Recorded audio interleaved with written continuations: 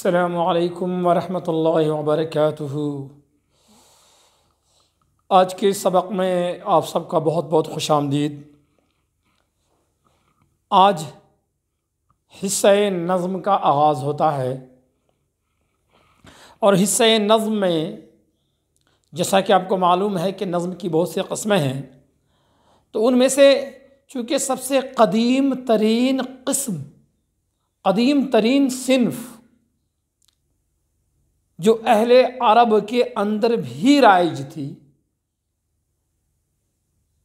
और जिसे क़सीदा कहा जाता है, तो आज के इस सबक में मैं क़सीदे से आगाज़ करूँगा और आपके निसाब में सिर्फ़ एक ही क़सीदा शामिल है,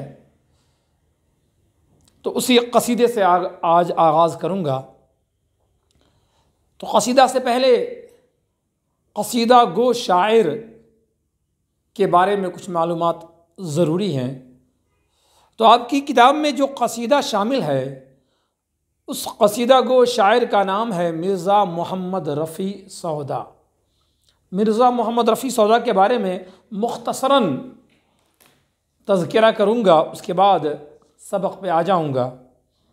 तो सबसे पहले मिर्ज़ा मोहम्मद रफ़ी सौदा, जैसा कि आप देख रहे हैं बोर्ड पर, मिर्ज़ा मोहम्मद रफ़ी सौदा, नाम मोहम्मद रफ़ी, मशहूर नाम है मोहम्मद रफ़ी, तो सुना ही होगा मोहम्मद रफ़ी।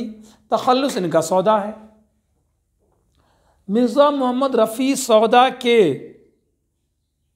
आबा व अजदाद काबुल यानी अफ़गानिस्तान से दिल्ली आए और यहीं आबाद हो गए।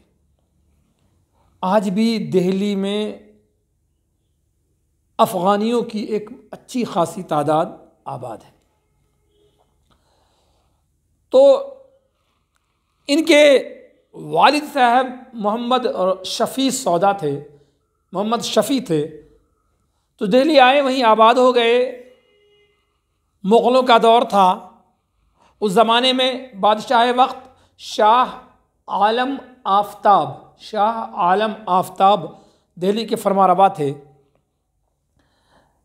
सौदा दिल्ली ही में पैदा हुए और मुरवजा और रस्म व रिवाज के मुताबिक अरबी और फ़ारसी की तालीम हासिल की। उस ज़माने में बहुत बड़े अदीब व शायर मौजूद थे जिनका नाम शाह हातिम था। फिर तो शाह हातिम के शागिर्द हुए, उन्हीं से शायरी में इस्तिफ़ादा हासिल किया। उसके बाद बादशाह वक्त शाह आलम आफ्ताब ने जब इनकी शोहरत सुनी, तो बादशाह वक्त शाह आलम ख़ुद भी एक शायर थे, तो अक्सर व बेशतर बादशाह वक्त इन्हीं से यानी सौदा से ही मशवरे सुखन लेते रहे। उसके बाद चंद सालों के अंदर ही मिर्ज़ा मोहम्मद रफ़ी सौदा की शोहरत दूर दूर तक पहुँच गई और जब ये शोहरत लखनऊ में नवाब शुजाउद्दौला को पहुँची, तो नवाब साहब ने मिर्ज़ा मोहम्मद रफ़ी सौदा को अपने पास बुलवाया। रफ़ी साहब उस वक्त तो इनकार उन्होंने कर दिया, जा ना सके, लेकिन जब दिल्ली में हालात ख़राब हो गए और तमाम शोरा दूसरी रियासतों की तरफ हिजरत करने लगे, तो मिर्ज़ा मोहम्मद रफ़ी सौदा भी आखिरकार लखनऊ को चल दिए और नवाब शुजाउद्दौला के दरबार से बहुत दिनों तक वाबस्ता रहे और उनकी ज़िंदगी दिल्ली के मुकाबले में थोड़ी अच्छी गुजरी। और उसके बाद वहीं पर सन 1781 ईस्वी में उनका इंतकाल हो गया। अब मिर्ज़ा मोहम्मद रफ़ी सौदा ने शायरी की तमाम किस्मों में तबाह आजमाई की है, चाहे वो नज़्म हो, गज़ल हो, रुबाई हो, क़सीदा हो और दिगर असनाफ़ सुखन हो, तमाम में तबाह आजमाई की, तमाम में अपने जौहर दिखाए। लेकिन उनका कमाल और उनका हुनर, उनकी सलाहियत और उनके कलाम का जौहर जो खुल के सामने आता है, वो क़सीदा गोई में आता है। तो क़सीदा गोई में तमाम शायरों ने इनके सामने घुटने टेक दिए, क्योंकि इनसे बड़ा क़सीदा गो शायर कोई पैदा नहीं हुआ। तो जहाँ तक कसीदे की बात है, इंशाअल्लाह अगले वीडियो में कसीदे के बारे में तफसीलन ज़िक्र करूँगा। इस वक्त तफसील का मौका नहीं है। तो कसीदा आपको पता है, कसीदा कहते हैं ऐसी शायरी की वो किस्म जिसमें किसी की तारीफ़ की जाए या किसी की मजम्मत या बुराई बयान की जाए। लेकिन इससे परे कसीदा की एक और किस्म है। दरअसल ऐसी नज़्म को भी कसीदे का नाम दिया गया है जिस नज़्म में किसी शहर की तबाहाली, बदहाली या सियासत की बदहाली या दूसरी बद इंतज़ामियों का जिक्र किया जाए तो उसे भी कसीदा का नाम दिया गया है। अलबत्ता इस कसीदे को कसीदा शहर आशोब कहा गया है। तो मिर्ज़ा मोहम्मद रफ़ी सौदा के ज़माने में चूँकि मुसलमानों ने पहली जंग, हिंदुस्तानियों ने जो पहली जंग अंग्रेज़ों के ख़िलाफ़ लड़ी थी उसमें इन्हें शिकस्त हुई थी। इस शिकस्त के बाद अंग्रेज़ों ने दिल्ली को तबाह बर्बाद कर दिया। तो उसी तबाही का जिक्र मिर्ज़ा मोहम्मद रफ़ी सौदा ने अपनी नज़मों में बेशतर जगहों पर किया है।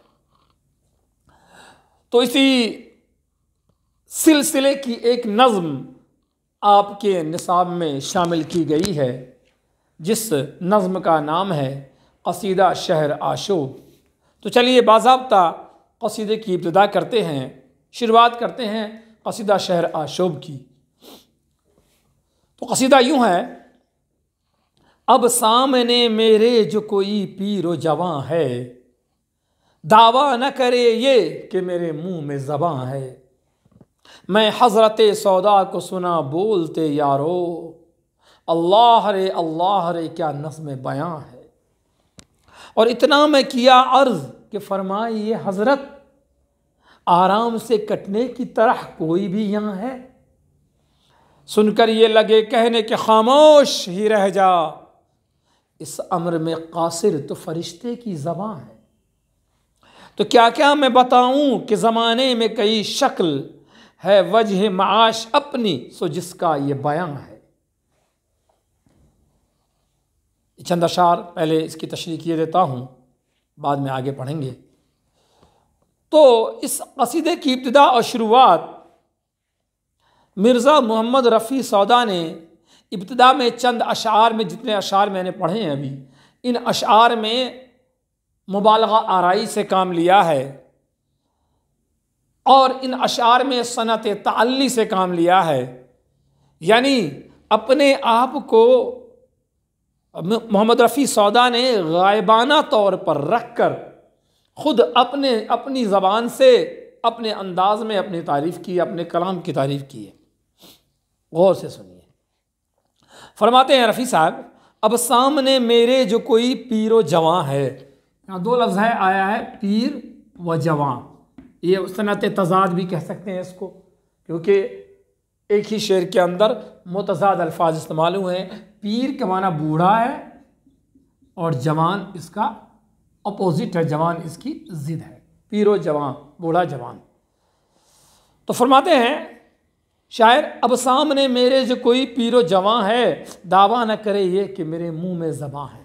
मुंह में ज़बान होना मुहावरा है, माना शायरी करना, यानी फसाहत व बलागत से काम लेना, यह मुंह में ज़बान होना। तो मिर्ज़ा रफ़ी साहब ने अपनी तारीफ़ करते हुए, अपने कलाम की तारीफ़ करते हुए फरमाया है पहले शेर के अंदर कि मेरे सामने चाहे जवान हो या बूढ़ा हो या कोई भी हो, हरगिज़ ये कहने की जुर्अत न करे, दावा न करे कि मैं भी शायर हूँ, मैं भी शायरी कर सकता हूँ। खामोश, मेरे सामने किसी की शायरी नहीं चलेगी, मैं ख़ुद सबसे बड़ा शायर हूँ। तो ये मुबालगा आराई से और सनत तलमीह से काम ले रहे हैं। अगला शेर देखिए, मैं हज़रत सौदा को सुना बोलते यारो, अल्लाह रे क्या नज़्म बयां है। नज़्म बयां, बयान का अंदाज़, बयान का तरीक़ा, शायरी का तरीक़ा। शायर ख़ुद अपनी तारीफ़ करते हुए फरमाते हैं कि मैंने सौदा साहब को शायरी करते हुए सुना है, देखा है। अल्लाह अल्लाह, क्या अंदाज है शायरी करने का, किस खूबसूरत अंदाज में सौदा साहब शायरी करते हैं। इनके अशार कितने आला दर्जे के होते हैं, आला पाए के होते हैं। अल्लाह अल्लाह, क्या कहना। तो अल्लाह रे क्या नज़्में बयां है। अगला शेर देखते हैं। इतना मैं किया अर्ज़ के फरमाए ये हज़रत, आराम से कटने की तरह कोई भी यहाँ है। जैसा कि मैंने शुरू में अर्ज़ किया कि दरअसल दिल्ली शहर की तबाही बर्बादी का ज़िक्र मोहम्मद रफ़ी सौदा ने अपनी इस नज़्म में किया है, जिसका नाम रखा गया क़सीदा शहर आशूब। तो दिल्ली शहर की तबाही का ज़िक्र है। तो फरमाते हैं सौदा साहब कि इतना में किया अर्ज़ के फरमाई ये हज़रत, खुद ही शायर ने, सौदा साहब ने खुद अपनी ज़ात से, अपने आप से सवाल किया है और ख़ुद ही फिर उसका जवाब दिया है। साइल भी खुद, मसऊल भी खुद। सवाल भी खुद ही करते हैं, जवाब भी खुद ही देते हैं, लेकिन सवाल किसी अजनबी की ज़बान से करवाते हैं और फिर जवाब खुद दे रहे हैं। देखिए फरमाते हैं शायर सौदा साहब कि मैंने हज़रत सौदा साहब से एक अर्ज़ की, दरख्वास्त की कि हज़रत आप ये बतलाइए कि दिल्ली शहर में, जबकि ये शहर उजड़ चुका है, बर्बाद हो चुका है, अंग्रेज़ों ने इसे तबाह बर्बाद कर दिया है, तो आप मुझे बताइए क्या यहाँ किसी की ज़िंदगी आराम से गुज़र रही है?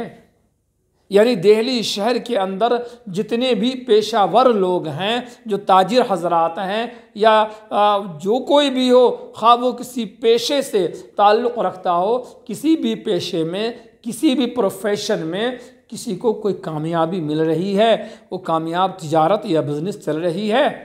मैंने ये अर्ज़ किया, दरख्वास्त की कि आप बताइए। तो क्या हुआ? अब जवाब दे रहे हैं सौदा साहब इसी सवाल का कि सुनकर ये लगे कहने के खामोश ही रह जा, इस अम्र में कासिर तो फरिश्ते की ज़बां है। तो कासिर, यहाँ एक लफ्ज़ आया है कासिर। कासिर का माना है आजिज़। कासिर का माना आजिज़। जो ही सौदा साहब ने मेरा सवाल सुना, सवाल सुनकर इंतहाई भड़क गए, गुस्से में आ गए और कहने लगे, ओ साइल तूने कैसा सवाल कर दिया, कितना मुश्किल सवाल कर दिया, क्योंकि इस सवाल इस कदर अहम है और मुश्किल है कि इसका जवाब हर किसी के बस की बात नहीं, बल्कि इसका जवाब तो फरिश्ते भी देने से आजिज़ और कासिर हैं। फरिश्ते भी इसका जवाब नहीं दे सकते हैं, इतना मुश्किल सवाल तूने किया। तो फरमाते हैं शायर कि सुनकर ये लगे कहने कि खामोश ही रह जा, इस अम्र में, यानी इस मामले में, इस बात में, इस सवाल के जवाब में कासिर तो फरिश्ते की ज़बान है, फरिश्ते की ज़बान भी आजिज़ और कासिर है। अगला शेर देखिए, क्या क्या मैं बताऊं कि ज़माने में कई शक्ल है, वजह माश अपनी सो जिसका ये बयां है। तो इस शेर में एक लफ्ज़ आया है वजह माश। वजह माश, वजह माश है रोज़ी रोटी कमाने का ज़रिया, रोज़ी का ज़रिया, इसे कहते हैं वजह माश, यानी सोर्स ऑफ इनकम। तो शायर ने, सौदा साहब ने जवाब देते हुए कहा कि चलो अगर तुमने सवाल कर ही दिया है तो मैं इसका जवाब दे ही देता हूँ।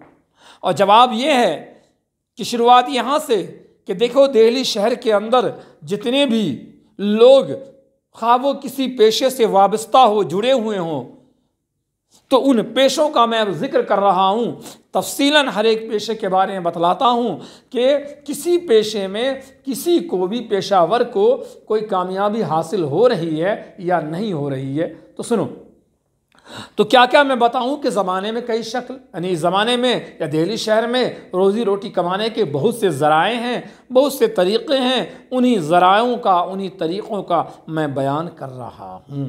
तो आगे अब मुख्तलिफ़ ज़राओं का बयान होगा। आज के इस वीडियो में इतना ही, इंशाअल्लाह अगले वीडियो में मज़ीद इस क़सीदे के बारे में बातें होंगी। जब तक अल्लाह हाफ़िज़, अस्सलामु अलैकुम वरहमतुल्लाह।